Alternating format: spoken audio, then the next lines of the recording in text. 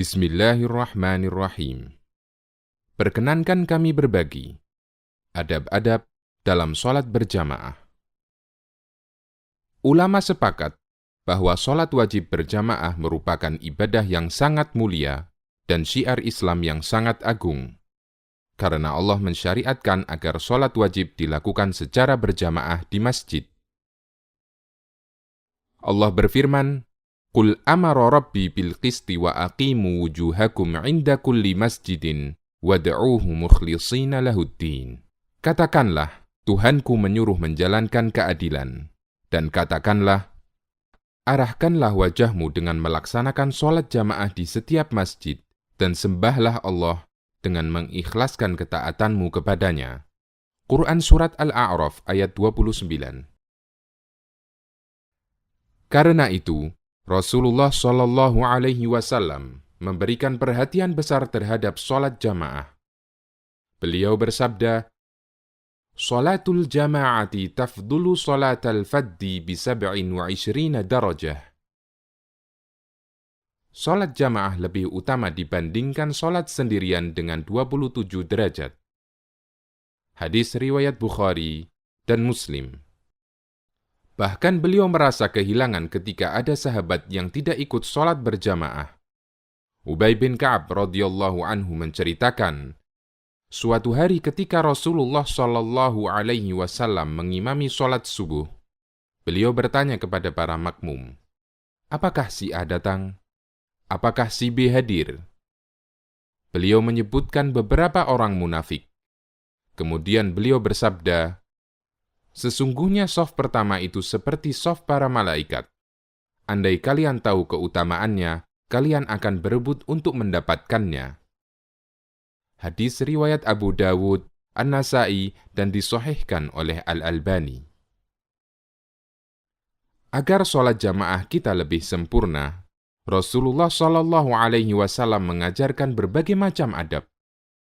Di antaranya, pertama, apabila kita telah masuk masjid, dianjurkan mendekat ke sutroh untuk melaksanakan sholat sunnah tahiyatul masjid atau sholat sunnah qobliyah. Rasulullah Shallallahu Alaihi Wasallam bersabda, "Idza dakhala ahadukumul masjida falyarka' raka'ataini qabla an yajlisa." Apabila kalian masuk masjid, lakukanlah sholat 2 rakaat sebelum duduk. Hadis riwayat Bukhari dan Muslim. Kedua, jika waktu iqamah masih lama, duduklah dengan tenang menghadap kiblat dan perbanyak membaca doa, karena doa antara adzan dan iqamah tidak tertolak. Rasulullah Shallallahu Alaihi Wasallam bersabda, "La yuraddu du'a'u bainal adzani wal iqamah." Doa antara adzan dan iqamah tidak ditolak. Hadis riwayat Abu Dawud, Tirmidzi, dan disahihkan oleh Al-Albani. Ketiga, jika iqamah dikumandangkan, sementara Anda sedang sholat sunnah dan tidak memungkinkan untuk segera diselesaikan, maka batalkan sholat sunnah dan bergabunglah di shaf untuk melaksanakan sholat wajib.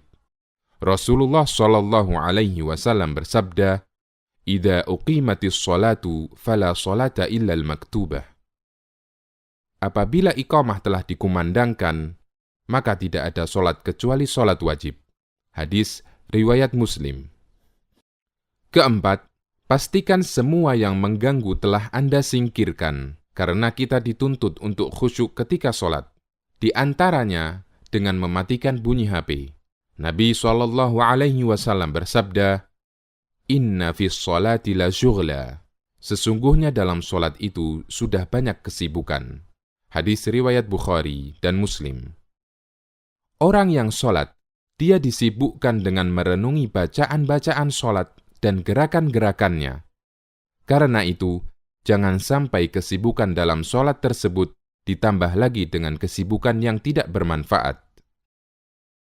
Kelima, apabila Anda mendengar bunyi HP Anda karena lupa mematikannya sebelum sholat, maka segera matikan HP Anda, meskipun sedang melaksanakan sholat. Dan gerakan semacam ini tidak membatalkan sholat, karena gerakan ini dibutuhkan. Al-Hafidh Ibnu Hajar mengatakan, Dianjurkan menghilangkan segala yang mengganggu orang yang sholat dengan cara apapun, agar dapat menjaga untuk selalu khusyuk. Keenam, pastikan shaf sholat rapat dan lurus. Merapatkan dan meluruskan shaf sholat berjamaah hukumnya wajib. Imam bertanggung jawab memerintahkan makmum untuk merapatkan dan meluruskan shaf mereka. Rasulullah Shallallahu Alaihi Wasallam hampir tidak pernah lupa mengingatkan para sahabat akan hal ini setiap sholat jamaah. Karena lurus dan rapatnya shaf merupakan salah satu tonggak kesempurnaan sholat jamaah. Rasulullah Shallallahu Alaihi Wasallam pernah memerintahkan para sahabat, "Sawwu sufufakum fa inna taswiyatas shaffi min tamamis shalah." Luruskan shaf kalian, karena meluruskan shaf bagian dari kesempurnaan sholat. Hadis riwayat Muslim. Beliau juga memerintahkan agar jamaah merapatkan shaf dan tidak meninggalkan celah dalam shaf. Karena adanya celah akan ditempati setan. Rasulullah Shallallahu Alaihi Wasallam bersabda, "Aqimus sufufa wa hadhu bainal manakibi wa suddul khalal, walinu bi aidi ikhwanikum, wa la tadaru furujatin lisyaitan." Luruskan shaf, rapatkan pundak, dan tutup celah. Perlunak pundak kalian untuk saudaranya, dan jangan tinggalkan celah untuk setan. Hadis riwayat Abu Dawud dan disahihkan oleh Al-Albani.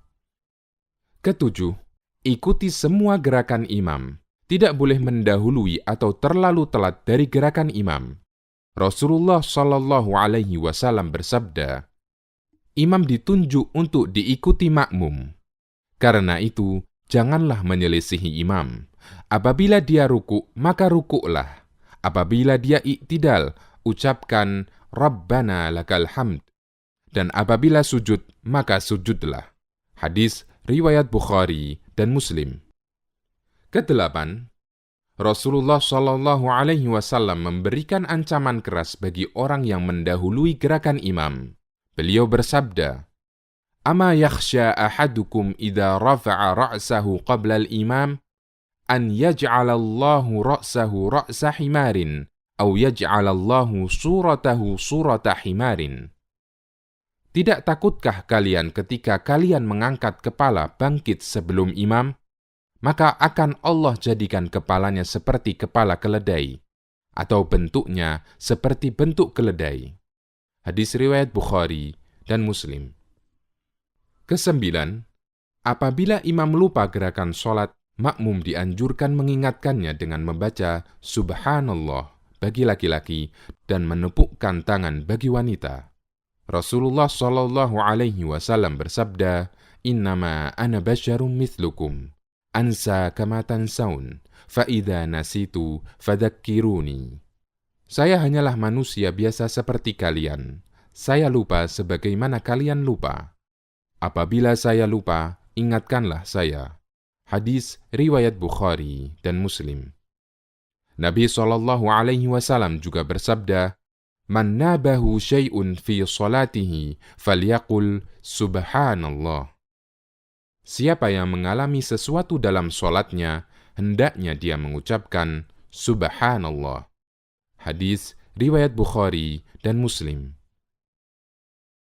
Semoga kita dimudahkan untuk selalu istiqomah dalam menjalankannya.